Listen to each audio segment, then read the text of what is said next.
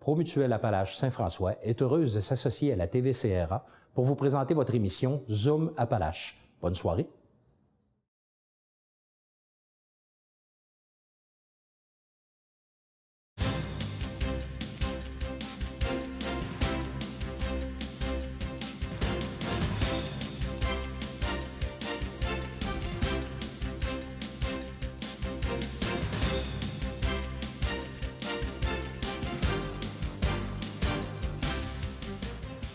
Mesdames, Messieurs, bienvenue à Zoom Appalaches.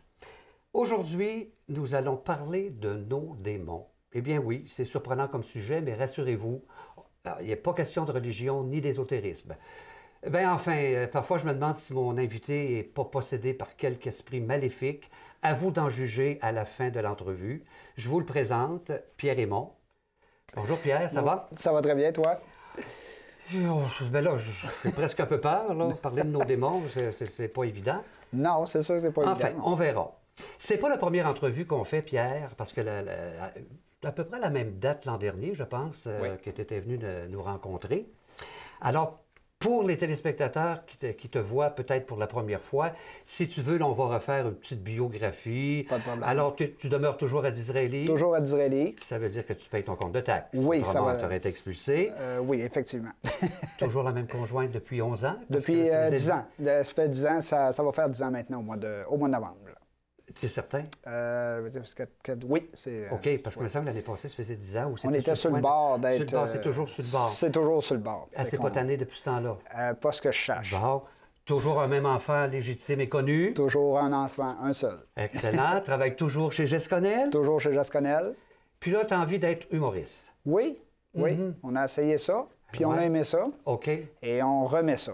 Bon, on va en reparler un petit peu plus tard. Comme j'ai dit, il faut réapprendre faut que les gens apprennent à te connaître. Tu te décrirais comment comme personnalité? Un petit gars, bien simple, 6 pieds 1, 185 livres. Tu ça un petit gars, toi? Oui. À 6 pieds 1, c'est un bon petit gars. Qui aime rire, qui aime faire rire également, qui aime semer du bonheur autour de lui. Et c'est simple. On prend ça simple et on vit ça simple également aussi. Toujours de bonne humeur? Toujours de bonne humeur. Le plus souvent possible. Oui. Surtout quand tu es au public. Oui. Mais je pense qu'on pourrait dire que tu as la parole facile et la réplique facile aussi. C'est dans ma nature. Ça te caractérise bien. Oui, Pourrais-tu dire que tu es, pour employer, je pense, une expression déjà que tu as dite, que clown? Tu es un que clown? Que clown de naissance, que clown depuis 36 ans maintenant, effectivement. Ah, toi, tu n'es pas venu au monde en pleurant, tu es venu au monde en riant, c'est ça. Ça a surpris mes parents d'ailleurs. Même les médecins ont dit, mais qu'est-ce qui se passe avec cet enfant-là? On savait déjà que c'était un prodige. Oh, oui. Je me rappelle, tu m'as dit à un moment donné que tu es allé voir un spectacle à Sherbrooke, le spectacle de Stéphane Rousseau, puis ça avait semé de quoi en toi? Oui, ça a changé ma vie un petit peu, parce que ce soir-là, c'était mon premier spectacle d'humour que j'assistais. J'ai connu l'humour en tant que tel dans une salle et on a pu même, ça prenait des volontaires pour aller sur la scène. Je me suis permis d'y aller et par la suite, j'ai rencontré Stéphane Rousseau aussi pour un autographe avec ça. Et là, ça a sommé justement la passion, je pense, à ce moment-là, de vouloir faire de l'humour et de vouloir créer aussi là, comme lui, comme inspiration. Est-ce que tu faisais du théâtre à ce moment-là? Parce que je sais que tu en as fait. Oui, j'en faisais un petit peu déjà, mais là, ça a comme plus poussé encore là, le goût du théâtre, le goût de la scène, le goût d'improvisation aussi. Alors là, on s'est embarqué à fond aussi là-dedans là, pour ça. Puis en faisant du théâtre, je pense que tu as rencontré quelqu'un qui est venu un peu, je dirais pas bouleverser ta vie, mais l'influencer beaucoup. Je dirais, je pense que j'ai trouvé mon âme sœur vraiment pour ça, du nom de Pascal No. Et là, suite à notre dernière pièce de théâtre qu'on avait faite, lui était metteur en scène de cette pièce de théâtre-là. Oui. Et la façon dont je jouais, la façon que lui occupait, travaillait avec ses comédiens, puis tout ça, j'ai bien aimé ça. Puis là, j'avais été le rencontrer, puis là, à l'époque, j'avais un projet de dire, j'ai le goût de créer un spectacle d'humour et j'aimerais ça que tu y participes. Fait que l'écriture s'est mise dès la semaine suivante. Et on a pris 2 ans de notre temps, à quelques heures par semaine, à écrire des textes. Et sur le premier spectacle là, que je faisais plus solo, lui, il venait faire quelques participations pendant des numéros. Et là, on s'enligne sur un nouveau projet, disons. Ça te dérangerait-tu si tu t'appellerais Beaubrun? À cause de mes cheveux, je suppose? Pas vraiment, non. Pas vraiment. Est-ce qu'on pourrait, s'il vous plaît, activer sur le pansement? Oui, ça sera pas long, je vais mettre mon gland. Hein? Mon gant! Mon gant!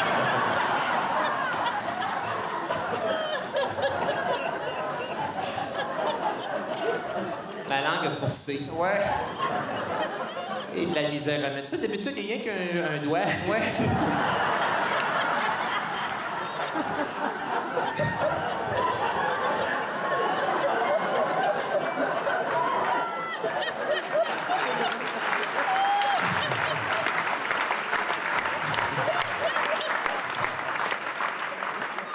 Donc, on va... Le pansement, s'il vous Oui, plaît. le pansement, d'accord. On va y D'accord. aller tout doucement. Oui, oui. Comme dirait mon chum Martin, ça va être vite fait, bien fait, tu ne sentiras pas rien. OK? D'accord. Mais t'as fait... Toi, t'as dit que c'était un compliment. Moi, avoir entendu ça, je suis pas sûr que je l'aurais accepté. T'as traité de pâte molle.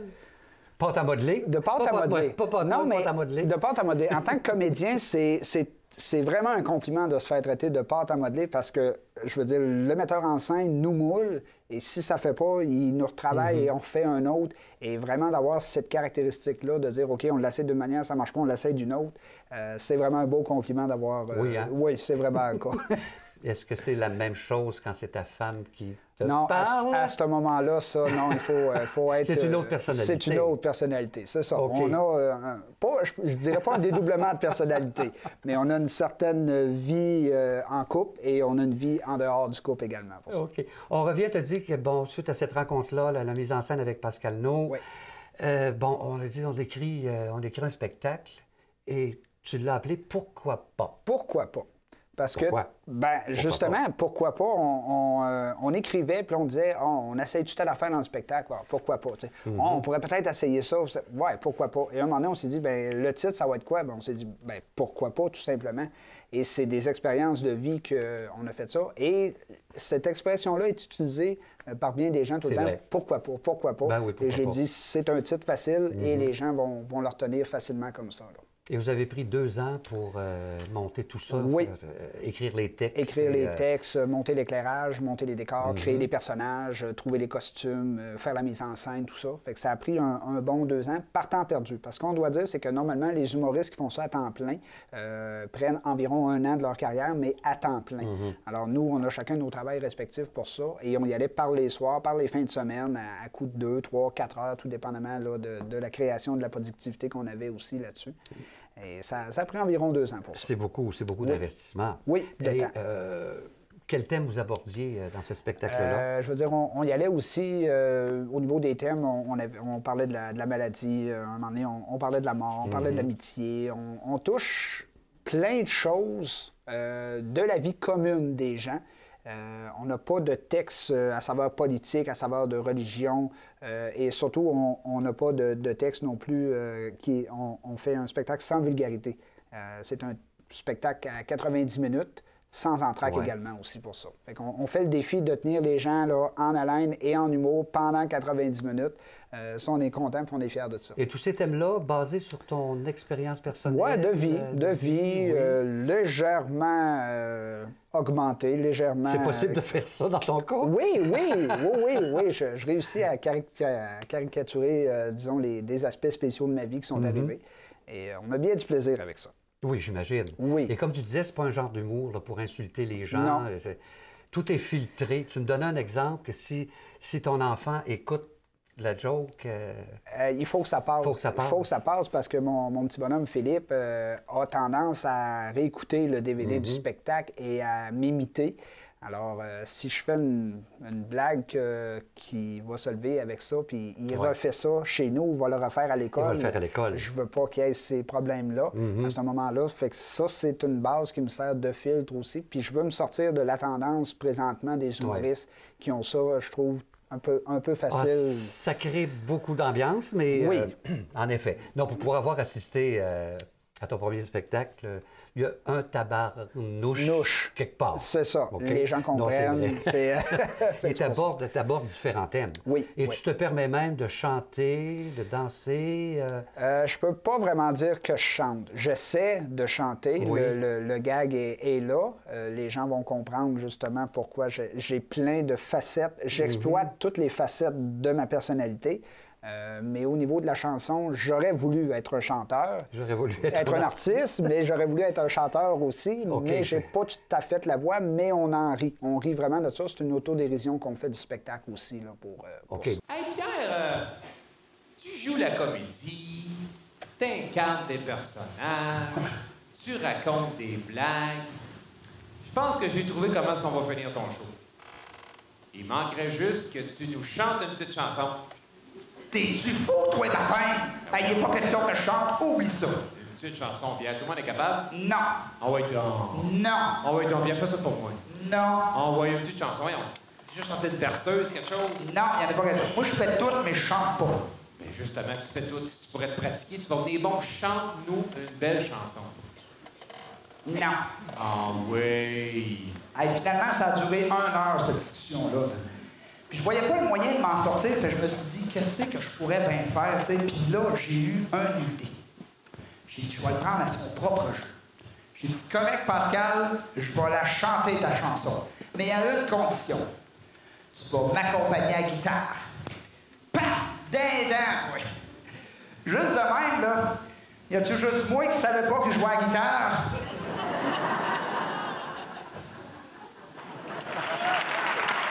Là. Merci. Calmez-vous, là. T'es un gars bien ordinaire avec une guitare, là. Qu'est-ce que tu fais ici, toi? Prends pas ça, mais je suis pas jaloux, là. Je viens de te supporter. Mais non, c'est parce que c'était supposé d'arriver juste à la fin du numéro. Sois pas jaloux. On est une équipe, Pierre. Une équipe, là. Ça allait vraiment que t'arrives, là. Ben là, voyons donc. Tu sais, moi, j'ai consacré, ça fait 2 heures que je suis là pour essayer de les faire rire, là, puis monsieur arrive avec son petit bout de bois, là, puis c'est la superstar, tu sais. Voyons, Pierre, là. Je suis pas jaloux. T'es pas jaloux? Non, je suis pas jaloux. On dirait pas que t'es pas jaloux. C'est juste que moi, les joueurs de guitare, là, je les ai pas mal où c'est que j'ai mon kiss, mettons. Donc, on ne te verra pas dans aucune télé-réalité, là, comme La Voix ou ces choses-là. Je penserais là, pas. Je l'écoute. Oui. Et j'en rêve de ça. Mais je sais que j'ai certaines limites pour ça. Tu te connais bien. Plutôt. Alors, tu as donné 2 représentations à la Polyvalente de Disraeli. Oui.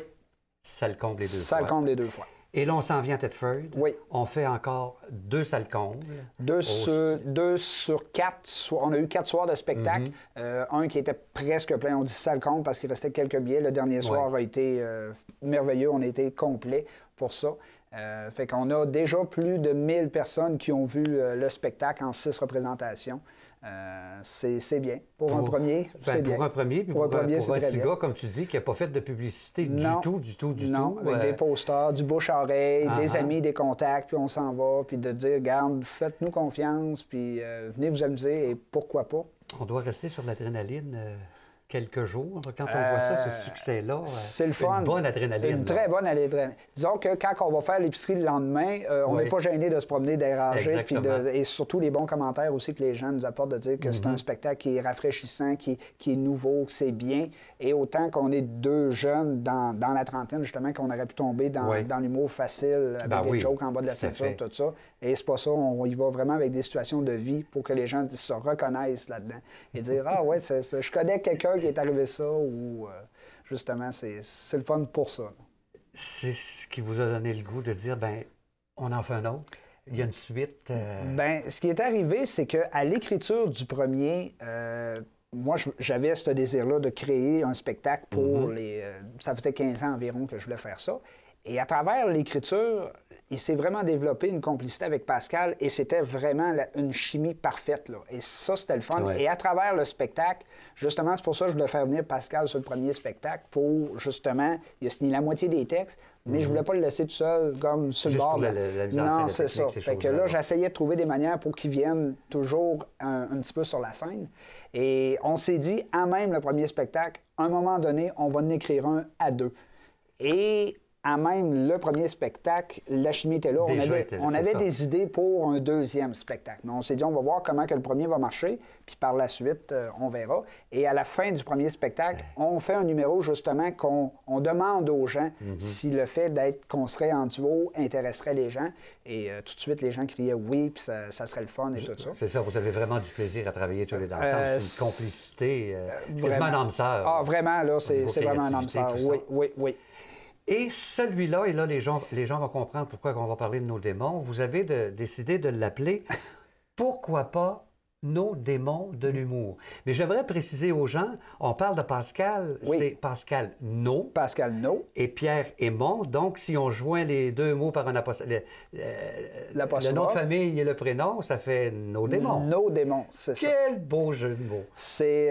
Et nos démons de l'humour, les gens vont voir qu'on est capable autant d'avoir de l'humour qu'on va y aller là, dans le subtil, puis c'est deux petits diables, puis où c'est qu'ils s'en vont avec ça, toujours la petite question, là, jusqu'où ils vont être capables de... Et où la limite de ces deux gars-là. Là. Parce que comme tu l'as mentionné, dans le premier spectacle, Pascal a fait quelques apparitions. Mais là, cette fois-ci, c'est un 80... et Mon. Et c'est le duo. C'est nos démons. C'est 90 minutes à deux. Alors, la complicité sur la scène, justement, pour ça. Alors, les textes, au lieu d'être moi qui réagis avec le public, c'est vraiment là, on interagit entre les deux. C'est Pierre et Pascal. C'est Pascal et Pierre. C'est Dominique et Martin, c'est les grandes gueules, c'est quoi, là? C'est un mélange de tout ça. C'est nos inspirations un petit peu. Dominique et Martin qui fêtaient récemment leur 20e anniversaire de carrière. On s'inspire de ça. On s'est inspiré un petit peu des grandes gueules. C'est deux duos qui ont marqué le Québec. On a notre manière aussi, que je dirais que c'est comme un petit peu du théâtre humoristique, parce qu'on a des sketchs qu'on a créés. On met des personnages, on met des costumes. On adore se déguiser puis de créer justement... Oui, c'est aujourd'hui. Merci. Et justement, c'est pour ça on aime ça. Et y aller avec ça. De base, nous autres, on est deux gars de théâtre là, pour ça. Fait que dans notre écriture, veut pas que ça ressort un petit peu de notre école, disons. J'avais pas prévu poser cette question-là, mais... Bon, on a pris comme exemple Dominique et Martin. Est-ce que dans Pierre et Pascal, il y en a un qui est plus Dominique, l'autre plus Martin, ou si c'est... Je dirais oui. Oui. Inconsciemment, on s'en allait, puis Pascal va faire comme plus le gars, je dirais, plus intelligent des deux, alors que Pierre va être plus le gars moins intelligent. Je rappelle que c'est un personnage que nous avons parce que dans la vie, je suis nettement supérieur à Pascal. Il va être bien content, mais qu'il entende ça. Mais c'est ça, c'est vraiment des personnages qu'on joue, mais à un moment donné, c'est vraiment proche la réalité de la comédie. Donc, on peut dire qu'il ressemble beaucoup plus à Martin. Oui, physiquement, exact. Excuse-moi, Pascal. Moi, disons, j'ai quelques pieds de plus que Dominique, disons. OK. Alors, on en revient au spectacle, étant donné que ça s'appelle « Pourquoi pas nos démons de l'humour ». S'il y a « Pourquoi pas », on fait référence au premier. Exact. Alors, explique-moi les différences. Qu'est-ce qu'il va y avoir de différent dans ce spectacle-là? Bien, c'est qu'on s'est inspiré fortement du premier, étant donné qu'on était comme en rodage avec le premier spectacle. Ce qu'on a fait, c'est qu'il y a 4 numéros qui ont énormément marché, que les gens nous ont dit hey, « ça, c'est très bon ». Alors, on a pris ces 4 numéros-là, on a remodifié les textes, on a gardé la base du numéro. Et là, on l'a refait en fonction, justement, d'être les deux, justement, à parler de ces sujets-là, comme ça. OK, donc, si je comprends bien, c'est qu'un numéro, par exemple, que tu faisais seul... a été adapté à deux.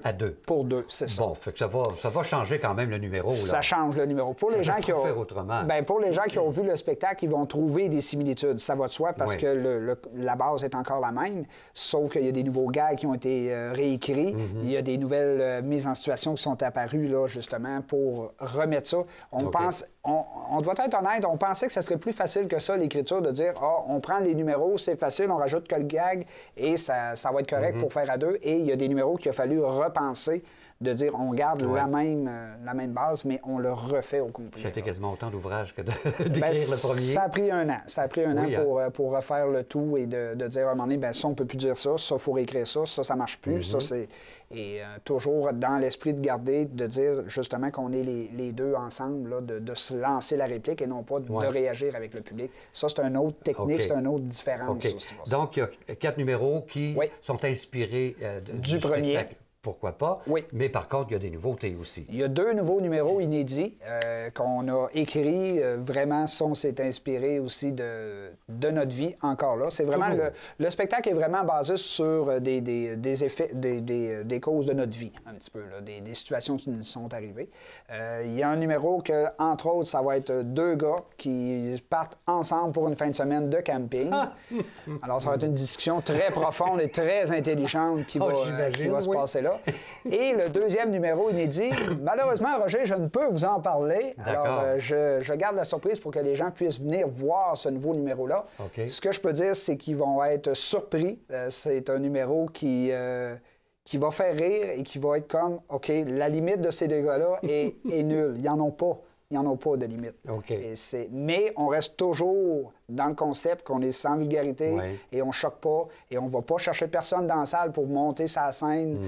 On ne rit pas de personne non plus dans la salle. On a assez de nos deux et on a assez de choses à dire entre nos deux qu'on n'a pas besoin de faire de ridiculiser quelqu'un pour ça.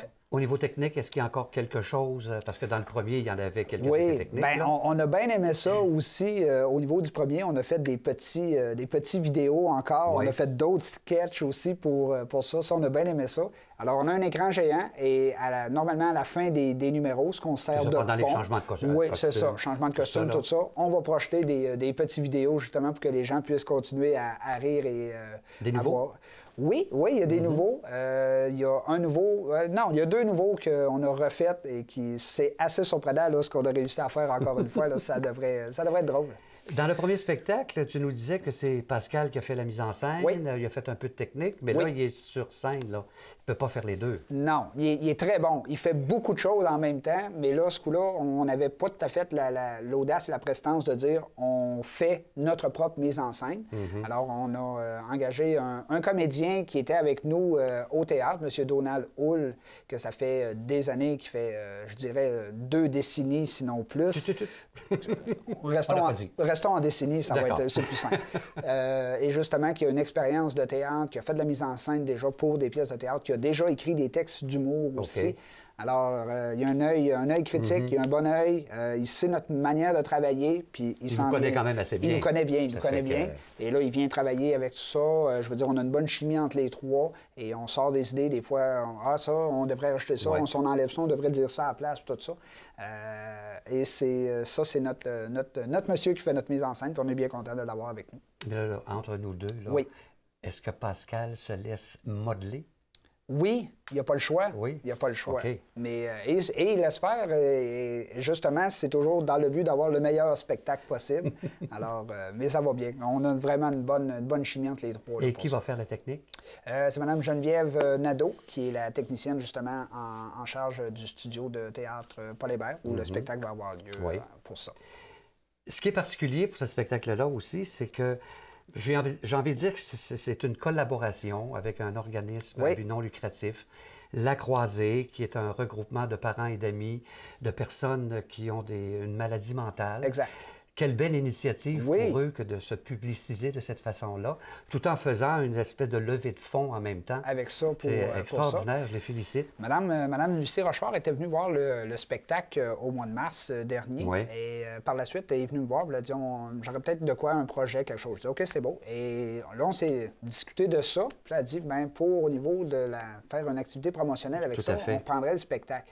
Et là, j'avais l'idée avec Pascal de faire le duo. Et là, j'ai dit, pourquoi pas tout mettre ça ensemble et faire comme le nouveau spectacle. On fait le rodage avec le nouveau spectacle par l'activité de financement et tout mettre ça en place. J'ai proposé l'idée à Lucie, puis elle a dit oui, elle a accepté. Puis, donc, c'est parti et c'est bien le fun. Les gens réagissent très bien aussi. Là, oui, et c'est tellement bien parti que tu m'as dit que déjà le 15 novembre, c'est à guichet fermé? C'est malheureusement à guichet fermé, malheureusement pour ceux qui n'ont pas pu se procurer de billets, heureusement pour nous. Et suite à la demande, on a ouvert une supplémentaire jeudi le 14. Alors, notre première est... Et pourquoi pas faire ça différemment des autres? Ben, on ajoute des supplémentaires à la fin, d'habitude. Oui. Après. Mais là, on est fait ça différent le des 14. autres, on est original, alors on s'est dit pourquoi pas. Faisons la première le vendredi et la supplémentaire le jeudi. Mais le concours de circonstances, c'est que le samedi, on ne pouvait pas, là, il y avait déjà d'autres choses au studio. Alors c'est ça se passe au studio Théâtre Paul Hébert. Oui.